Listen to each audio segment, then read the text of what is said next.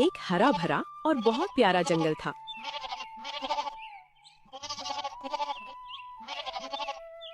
और उस जंगल का राजा गुलबाग था, जो बहुत ईमानदार और मित्रताशील राजा था। उसके जंगल में सबसे ज्यादा बकरियां पालन का काम होता था। वो अपनी बकरियों के लिए दूर दूर के जंगलों में प्रसिद्ध था। महाराज गुलबाग, राजा गजराज ने अपनी रानी चित्रा शेरनी के लिए हमसे कुछ बकरियां मंगवाई हैं और आज ही शाम होने से पहले उनको बकरियां देकर आनी है। और उन्होंने बकरियों का मूल्य भी दे दिया है और मैंने उस मूल्य को राजकोष में जमा करवा दिया है। ये तो बहुत ही शुभ समाचार है। मंत्री, एक काम करो, तुम शीघ्र जाओ और गजराज को 10 बकरियां देकर आओ। ठीक है राजन, जैसी आपकी इच्छा। और मंत्री 10 बकरियों को ले जाकर गजराज के जंगल में दे आता है।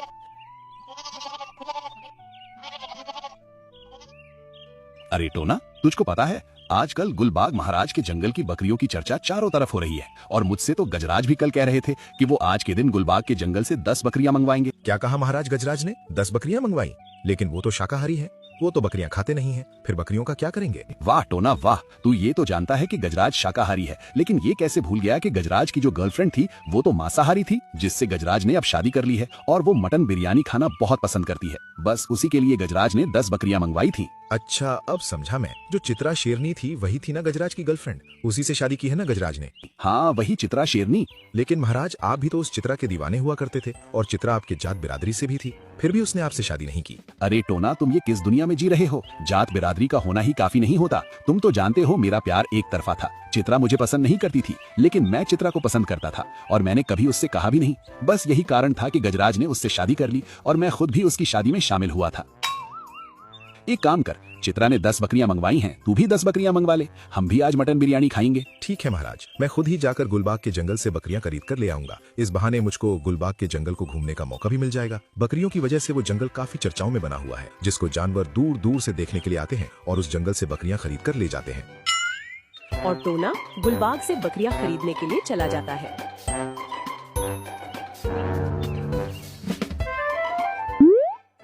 गुलबाग महाराज को शेर सिंह का मंत्री का प्रणाम। तुम्हारा स्वागत है महामंत्री टोना। वो महाराज शेर सिंह महाराज ने आपसे 10 बकरियां लाने को कहा है और मैंने बकरियों का मूल्य आपके राजकोष अधिकारी को दे दिया है। तो आप मुझको 10 बकरियां ले जाने की इजाजत दें। अरे महामंत्री टोना, तुमने कैसे सोच लिया कि हम तुमसे पैसे लेंगे? तुम नहीं जानते कि शेर सिंह हमारे कितने पुराने और गहरे मित्र हैं। भला हम उनसे कैसे पैसे ले सकते हैं? मैं जानता था गुलबाग महाराज कि आप मुझसे पैसे नहीं लेंगे, इसीलिए मैंने आपको बकरियों का मूल्य नहीं दिया, सीधा आपके राजकोष अधिकारी को देकर राजकोष में जमा करवा दिया। अगर अब आपकी आज्ञा हो तो मैं 10 बकरियां ले जाऊं महाराज? हाँ, ले जाओ तुम। और टोना बकरियों को शेर सिंह के जंगल में ले जा रहा होता है। बकरियां रास्ते में शोर मचाती हुई जा रही थी। तभी उन बकरियों की आवाज 2 खतरनाक शिकारी के कानों तक पहुंचती है। अरे गुरुजी, मुझको बकरियों की आवाज सुनाई दे रही है, शीघ्र चलो। हाँ, तुम सच कह रहे हो चेले, बकरियों की आवाज तो मुझको भी सुनाई दे रही है। हाँ गुरुजी, शीघ्र चलो, कहीं ऐसा न हो वो बकरियां हमारे हाथ से निकल जाएं और आज भी हमको भूखा ही रहना पड़े। और वो दोनों दौड़कर बकरियों की आवाज की तरफ आते हैं। तो उनको बकरियों के पास टोना दिखाई पड़ता है। अरे कौन हो तुम दोनों, और बकरियों की आवाज सुनकर भूखे बंदरों की तरह दौड़कर क्यों आ रहे हो? ये बकरियां महाराज शेर सिंह के लिए जा रही हैं और मैं उनका महामंत्री हूँ। अच्छा, तो आप राजा शेर सिंह के महामंत्री हो। खैर कोई बात नहीं है, हम दोनों तो इस जंगल में नए आए हैं, हमको तो पता नहीं है कौन राजा शेर सिंह है। एक बात बता दो, इन बकरियों को तुम कहाँ से पकड़ कर लाए हो? अरे मूर्ख, मैं इनको पकड़ कर नहीं लाया, बल्कि मैं इनको खरीद कर लाया हूँ। तुझको नहीं पता महाराज गुलबाग का जंगल स्वादिष्ट बकरियों के लिए प्रसिद्ध है और आसपास के सभी राजा वहीं से बकरियां खरीद कर ले जाते हैं। अच्छा, तो भाई तुम ये बकरियां खरीद कर लाए हो, अब तुम हम पर एक एहसान और कर दो, तुम हमको गुलबाग के जंगल का रास्ता और बता दो, हमको भी बकरियां खरीद कर लानी है। जिस तरफ तुमने अपना मुंह उठा रखा है उसी तरफ मुंह उठाकर सीधे दिशा में चले जाओ, गुलबाग का जंगल आ जाएगा। और वो दोनों गुलबाग के जंगल की तरफ चल दिए।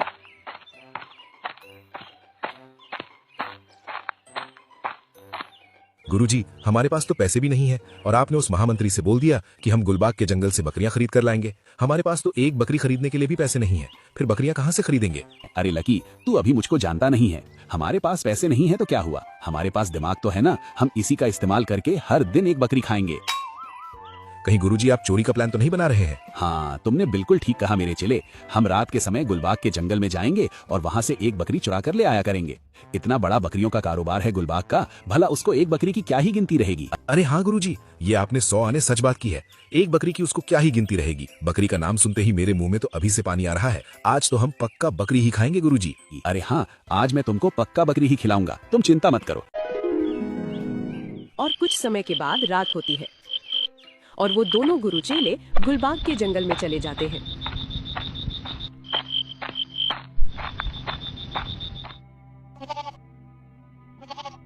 और एक बकरी को चुरा कर ले आते हैं।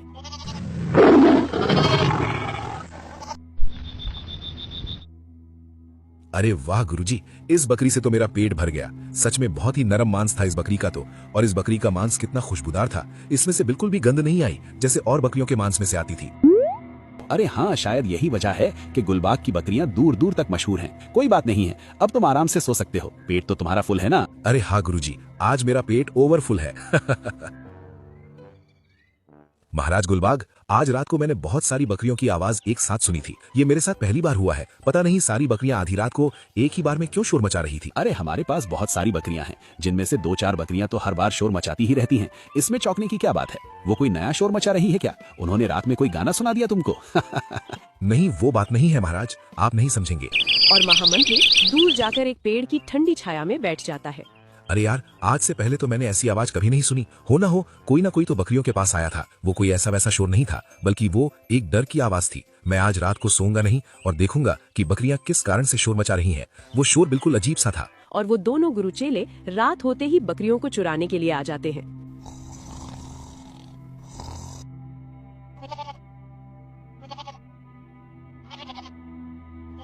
और फिर से 2 बकरियां चुराकर भाग जाते हैं।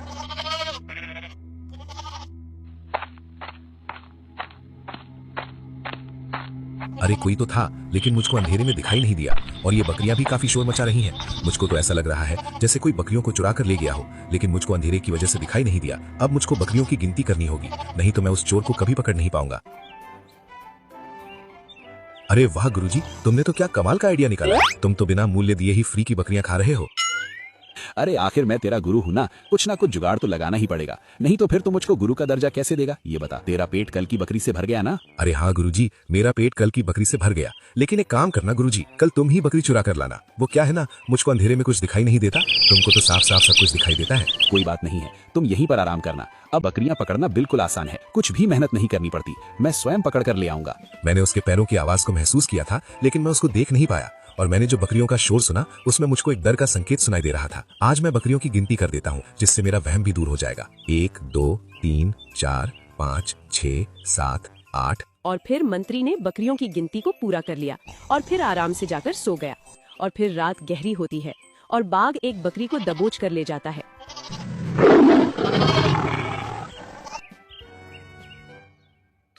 और फिर सुबह होते ही मंत्री ने बकरियों की गिनती शुरू की तो उसको एक बकरी कम मिलती है। मेरा शक बिल्कुल सही निकला। कोई ना कोई चोर था जो बकरी को चुरा कर ले गया। अब मैं उस चोर को रंगे हाथों पकड़ूंगा, लेकिन इससे पहले मैं महाराज को बता देता हूँ, शायद उनको मेरी बात पर यकीन आ जाए। महाराज, मेरा शक बिल्कुल सही निकला। मैंने कहा था ना आपसे कि कोई बकरियों को चुरा कर ले जा रहा है। कल रात को मैंने बकरियों की गिनती की थी, लेकिन जब सुबह मैंने बकरियों की गिनती की तो मुझको एक बकरी कम पाई।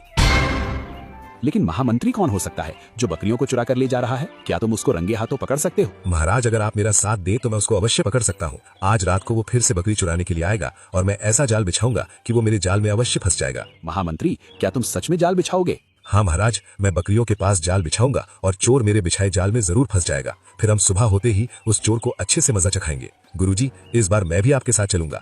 आप मुझको अकेला छोड़कर चले गए थे तो मुझको यहाँ पर बहुत ज्यादा डर लगा था, इसलिए आज मुझे भी अपने साथ ले चलो। ठीक है, तुम क्यों डरते हो? तुम भूल क्यों जाते हो? तुम मेरे चेले हो। मेरे होते हुए कोई तुमको कोई छू भी नहीं सकता। थोड़ी देर बाद हम बकरियां चुराने के लिए चलेंगे, तुम तैयार रहना।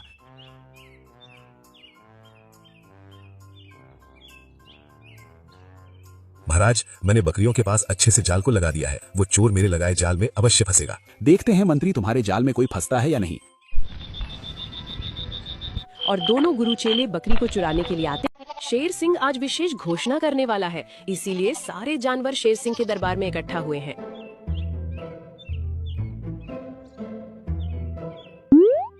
अरे चिकनी, इतनी सवेरे सवेरे कहाँ जा रही हो? जंगल के राजा में सबको बुलाया है। आज बहुत जरूरी घोषणा होने वाली है जंगल में। चलो। अच्छा तो चलो, मैं भी तुम्हारे साथ चलता हूँ।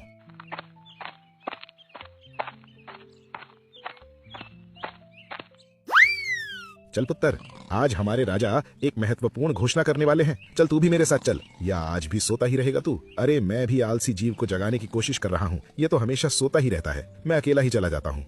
और सभी जंगल के जानवर राजा शेर सिंह के दरबार में उपस्थित हो जाते हैं।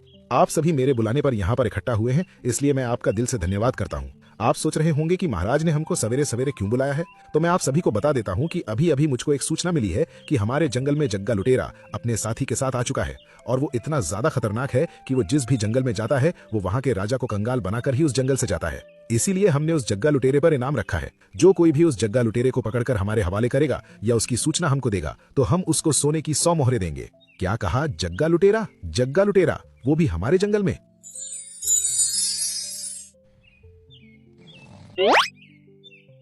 अरे यार, सूर्योदय तो कब का हो चुका है और मेरी आंख अब खुली है। मुझको तो भूख भी लग रही है। अब मुझको घर जाना चाहिए। और वो नींद में झूमता हुआ घर पहुंचा। अरे चिकनी, मुझको बहुत जोर की भूख लगी है। लाभ मेरे लिए खाना परोस दे। अजी, आ गई आपको अब खाना खाने की याद? मैं तो सोच रही थी कि तुम नींद से ही अपना पेट भर लोगे। अरे तू बकवास कम कर और ला मेरे लिए खाना ला दे। अरे खाना कहाँ से ला दूं? कई दिन हो गए हैं घर में राशन का एक दाना तक नहीं है। तुम तो कहीं काम धंधे पर जाते नहीं हो, बस सारा दिन खाना खाकर सोते रहते हो। बिना कमाए खाना कहाँ से आएगा? तुम्हारे आलस की वजह से पूरे घर को भूखा रहना पड़ता है। अरे घर में राशन नहीं है तो तुमने मुझको पहले क्यों नहीं बताया? मैं कब का राशन ले आता। जब भी मैं तुमसे खाना मांगता हूँ तभी तुमको राशन की याद आती है। मैंने तुमको कई बार बताया था, लेकिन तुम नींद में होते हो, मेरी बातों को सुनते नहीं हो। अजी, तुमको पता है हमारे जंगल में लुटेरा जग्गा अपने एक साथी के साथ आ गया है। क्या कहा? जग्गा लुटेरा हमारे जंगल में आ गया है? और यही नहीं, महाराज ने उस पर सोने की 100 मोहरों का इनाम भी रखा है। जो उसको पकड़ कर लाएगा या फिर उसकी सूचना महाराज को देगा तो महाराज उसको माला माल कर देंगे। अब खाना तो तू रहने ही दे चिकनी। मैं अब उस जग्गा सिंह को पकड़कर महाराज के हवाले करूंगा और महाराज से सोने की 100 मोहरें लूंगा। अजी, क्यों मजाक करते हो? आपसे एक चुहिया तो पकड़ी जाती नहीं है और आप बात करते हो जग्गा लुटेरे को पकड़ने की। अरे तुम यूं हंसकर मेरा उपवास मत उड़ाओ। तुम देख लेना, एक दिन तुमको मुझ पर बहुत गर्व होगा। अब मैं जा रहा हूँ लुटेरे जग्गा सिंह को पकड़ने के लिए। और वो जग्गा सिंह को पकड़ने के लिए जंगल की ओर चला जाता है। मुझको तो विश्वास नहीं हो रहा कि ये आलसी उस जग्गा सिंह को पकड़ भी पाएगा। कहीं ऐसा न हो वो जग्गा सिंह इसे ही ना मार डाले। मुझको तो बहुत घबराहट हो रही है। और मैं भी कितनी बेअकल हूँ जो मैंने इनको एक बार भी नहीं रोका। अरे अब तो वो जंगल में पहुँच गए होंगे। कोई बात नहीं है, वो आलसी ही इतने हैं कि वो जग्गा सिंह तक पहुँच ही नहीं पाएंगे।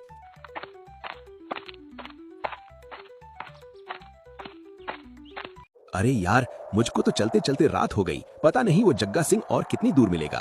और अब तो अंधेरा बढ़ते जा रहा है और मुझको अंधेरे में कुछ दिखेगा भी नहीं। अरे इस जंगल के बीच में ये खंडहर कहाँ से आ गया? और इस खंडहर में तो आग भी जल रही है। लगता है यहाँ पर कोई अपना बसेरा बनाकर रह रहा है। कहीं इसी के अंदर जग्गा सिंह लुटेरा तो नहीं है? हो सकता है, मुझको संभल कर जाना होगा।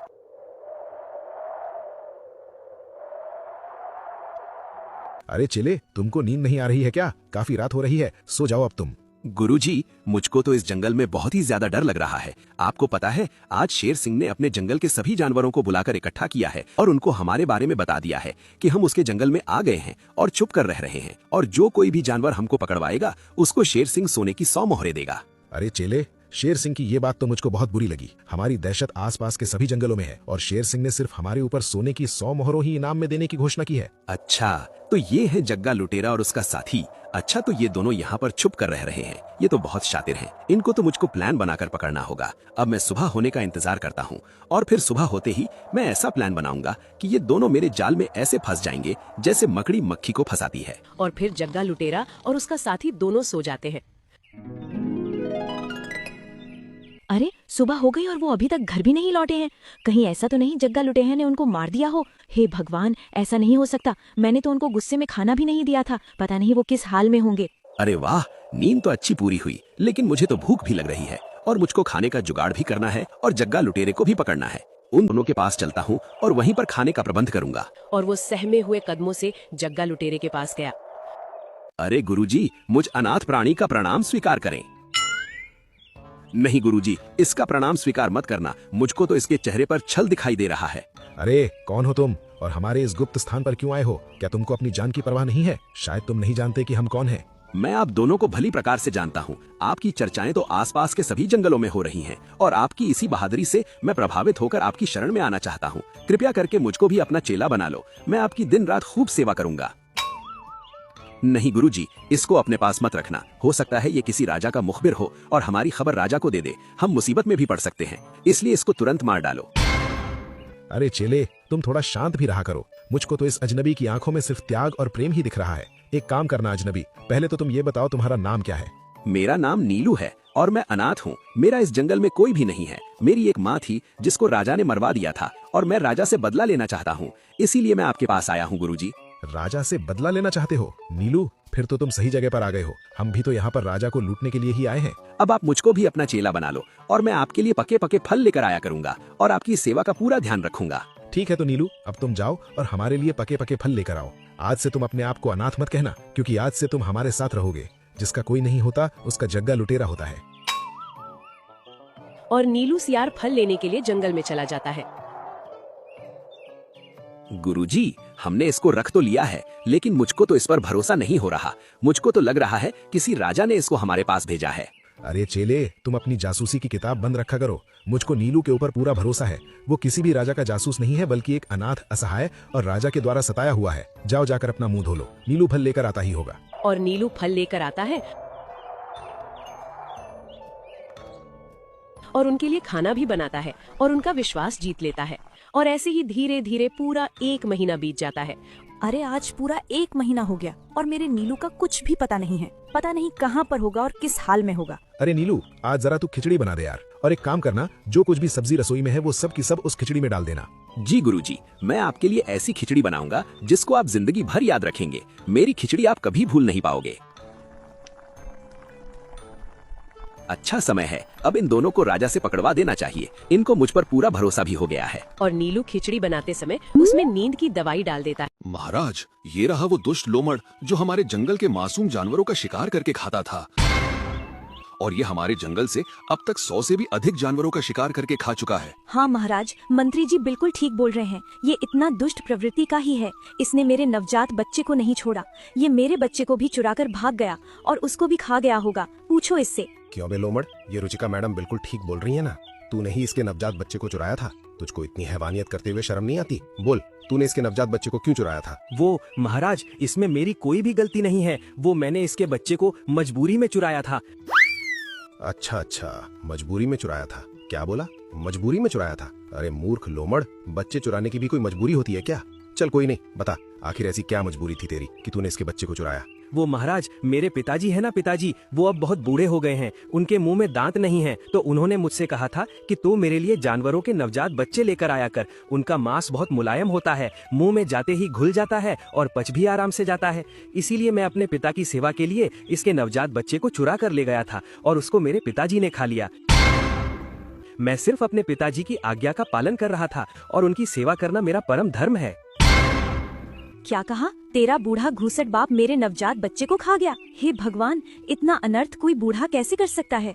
रुचिका जी, आप थोड़ा धैर्य बनाए रखो। मैं इसको अभी ठिकाने लगाता हूँ। क्यों बे लोमड़ के बच्चे, आजकल पिताजी की बहुत सेवा की जा रही है। अगर मैं तुझको इस जंगल में ही ना रहने दूं, तो फिर तेरे पिताजी को नवजात बच्चे कौन ला कर देगा? वो तो भूखा ही मर जाएगा। एक काम कर लोमड़, मैं तुझको आज का टाइम देता हूँ। आज ही तू मेरे जंगल को छोड़कर यहाँ से दूर चला जा, वरना कल तू मुझको इस जंगल में देखा तो मैं तुझको अपने हाथों से मार दूंगा। और वो लोमड़ उस जंगल को छोड़कर चला गया। उस रुचिका की बच्ची ने तो मुझको जंगल से बाहर निकलवा दिया और उस राजा को भी मुझ पर दया नहीं आई। अब मैं जिस जंगल में जाऊंगा वहाँ पर तो मुझको पेट पालना आसान नहीं होगा। इस बार मुझे कुछ नई तरकीब लगानी होगी। और वो लोमड़ एक साधु का रूप बनाकर दूसरे जंगल में चला गया। और वहाँ का राजा मंगरू भालू था। और वो लोमड़ एक पेड़ के पास बैठ गया।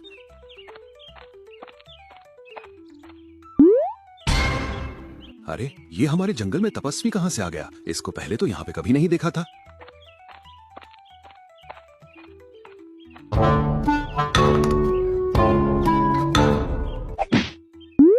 अरे भाई, कौन हो तुम और हमारे जंगल में क्या कर रहे हो? पहले तो तुमको इस जंगल में कभी नहीं देखा। देखो गिद्ध कैसे पुत्र, मैं आज ही हिमालय से तुम्हारे जंगल में आया हूँ और मैं किसी भी जंगल में ऐसे ही नहीं जाता। जिस जंगल में कोई खतरा या मुसीबत होती है मैं उस जंगल में जाता हूँ। मैंने अपनी तपस्या की शक्ति से देखा तो मुझको पता चला कि इस जंगल से अब खुशी की लहर जा चुकी है और दुखों की बाढ़ आने वाली है। इसीलिए उस बाढ़ के आने से पहले मैं तुम्हारे जंगल में आ गया हूँ। क्या कहा? हमारे जंगल में बाढ़ आ चुकी है, वो भी दुखों की, और आप उसको दूर करने के लिए आए हैं, वो भी बिना किसी स्वार्थ के। मैं अभी इसके बारे में अपने राजा को बताता हूँ। और गधा दौड़कर अपने राजा के पास गया।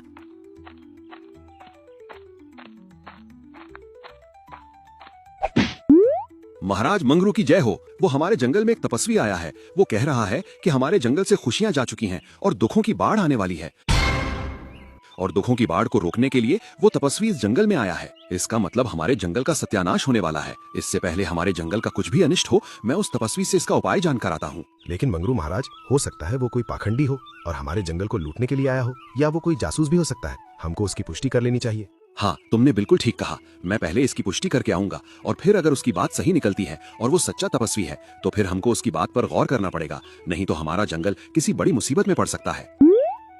और महाराज मंगरू अपने महामंत्री गजोधर को लेकर उस तपस्वी के पास पहुंचा।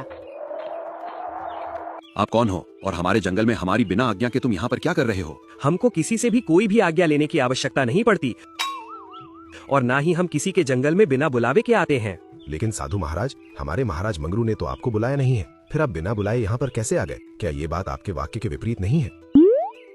बिल्कुल भी विपरीत नहीं है। हमने अपनी तंत्र साधना से ये देखा है कि इस जंगल में घोर संकट आने वाला है और हम उस संकट को टालने के लिए ही इस जंगल में आए हैं। क्या सच में? महाराज, हमारे जंगल में दुखों की बाढ़ आने वाली है। क्या वो मेरे पूरे जंगल को अपने साथ ले डूबेगी? मंगरू बेटा, डूबने का तो सवाल ही पैदा नहीं होता। जब तक हम तुम्हारे जंगल की धरती पर हैं, हमारे होते हुए वो दुखों का सैलाब यहाँ पर कभी नहीं आ सकता। मैं इस जंगल में ऐसा यज्ञ करूंगा कि तुम्हारे जंगल में कभी भी दुख नहीं आएगा। बस तुम मेरे लिए खाने पीने का प्रबंध करो।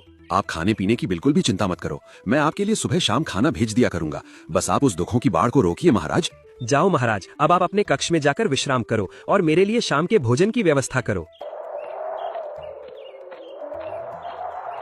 अरे वो तो मैंने महाराज को भी पूरा यकीन दिला दिया है कि मैं पक्का तपस्वी हूँ और उनका मुझ पर पूरा भरोसा।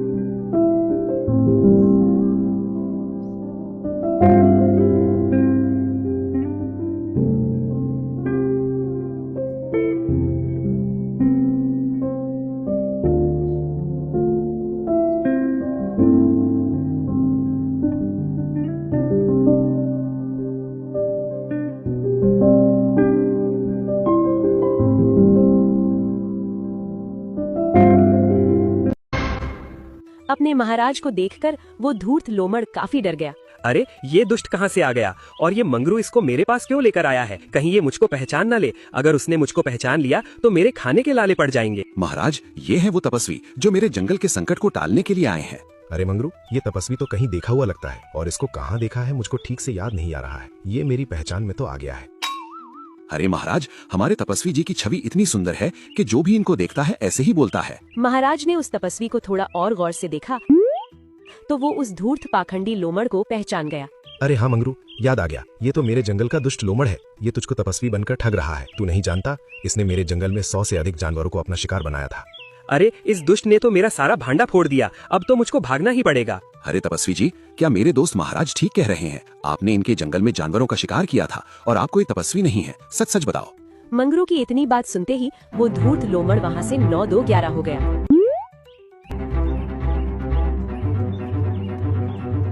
अरे महाराज, तो भाग गए। अच्छा हुआ भाग गया, वरना आज मैं इसको मार ही डालता। मंगरू, तू इन मूर्ख तपस्वियों के बहकावे में मत आया कर। इस जैसे लोमड़ कभी भी तपस्वी नहीं बन सकते। ये सिर्फ अपने खाने की व्यवस्था के ताक में रहते हैं। चल अब तू मेरे साथ चल और मेरे जंगल के सूखे पेड़ों का कुछ उपाय बताना। हाँ चलो ठीक है महाराज। और महाराज मंगरू को अपने साथ ले जाते हैं।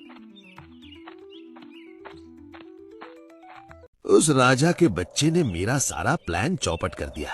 अच्छी खासी मेरी तंदूरी चिकन की दावत चल रही थी। पता नहीं नाश पिटा कहां से आ मरा और मेरे किए कराए पर पानी फेर दिया। मुझे महसूस हो रहा है कि मैं काफी थक गया हूँ। मुझको अब किसी पेड़ के नीचे बैठकर आराम कर लेना चाहिए। वो लोमड़ पेड़ के नीचे बैठा ही था, तभी उसके पास मंगरू के जंगल का गधा आ गया। अरे तपस्वी जी, आप यहाँ पर बैठे हो और मैं आपको पूरे जंगल में ढूंढ आया। अरे मूर्ख गधे, तेरा इतना साहस कि तुम मुझको तपस्वी कहकर मेरा मजाक उड़ाए। अरे बहरूपिया लोमड़, तुझ मुझको मूर्ख कह रहा है? तुझको थोड़ी बहुत शर्म भी आती है या नहीं? तू मेरे जंगल में ढोंगी बनकर आया और मेरे जंगल में जानवरों को मूर्ख बनाकर उनसे अपनी सेवा करवाता रहा। यहाँ तक कि तूने राजा से भी अपनी सेवा करवाई और तू मुझको मूर्ख कह रहा है। अरे गधे, मूर्ख ही तो थे तुम। जानवर जो मेरे बहकावे में आ गए। तुमको असली साधु और नकली साधु के बीच का फर्क ही नहीं पता, तो तुम मूर्ख ही हो। और मैंने मूर्ख को मूर्ख कह दिया, क्या गलत कहा मैंने? खैर कोई बात नहीं है, छोड़ो अब इन बातों को। मैं तुम्हारे लिए एक बुरी खबर लेकर आया हूँ। तुम्हारे जंगल के महाराज और हमारे जंगल, अगर तुमको मंगरू के जंगल में पकड़ा जाता है तो मंगरू तुमको अपने जंगल में फांसी दे देगा, और यदि तुम्हारा राजा गुलबाग तुमको पकड़ लेता है तो वो तुझको अपने जंगल में फांसी लगा देगा। मंगरू और गुलबाग का जंगल बहुत दूर तक फैला हुआ है। तुझको यहाँ से निकलने में बहुत टाइम लगेगा। मुझको तो तेरी चिंता हो रही है, कहीं तुझे फांसी न दे दे महाराज। हे भगवान, ये मंगरू ने क्या अनर्थ कर दिया।